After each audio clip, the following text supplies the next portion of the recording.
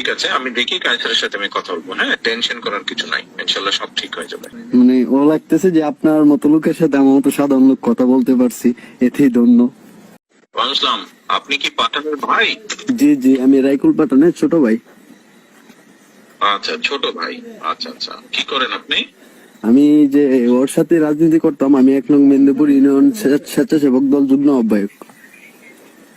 আচ্ছা আচ্ছা, তো পাঠানের সাথে কি এর মধ্যে দেখা হয়েছে, কথা হয়েছে? কথা হয়েছে, 15 দিন পরে পরে কথা হয়। আচ্ছা, কেমন আছে পাঠান? এখন বর্তমানে সে জেলে আছে, কিন্তু অসুস্থ। কি হয়েছে? যে সে মানসিক ভাবে দুর্বল, আর মানে ও তো রিমান্ডে গেছিল, রিমান্ড থেকে আসার পর থেকে তার শরীর দুর্বল। তারপরে আমরা এনে ওষুধ দিতে গেছিলাম, ওষুধ দেওয়ার জন্য দেয় নাই। আর ওরে হাইকোর্ট পর্যন্ত নিষিদ্ধ করা হয়েছে। তারপরে যে আমাদের সুলেমান হাসান রুবেল ভাই মামলাটা দেখতেছে, মানে অনেক চেষ্টা করতেছে। করার পরে যে কাইসার কামাল ব্যারিস্টার, উনিও করতেছে। কিন্তু আপনি যদি একটু ভাইজান বলে দিতেন যে কাইসার কামাল রে, তাহলে মনে হয় হয়ে যেত।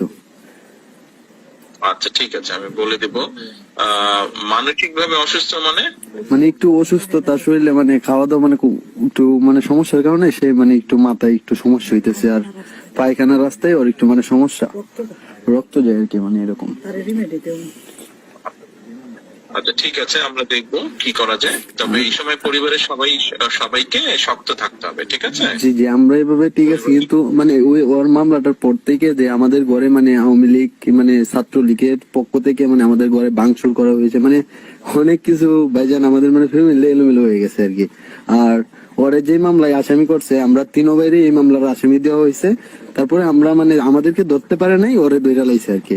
আর আমরা 3 ভাই পলাতক আছি, এখনো পলাতক।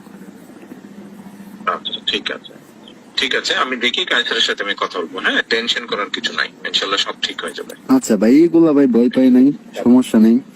অনেক মানে ও লাগতেছে যে আপনার মতো লোকের সাথে আমার মতো সাধারণ লোক কথা বলতে পারছি, এতেই ধন্য।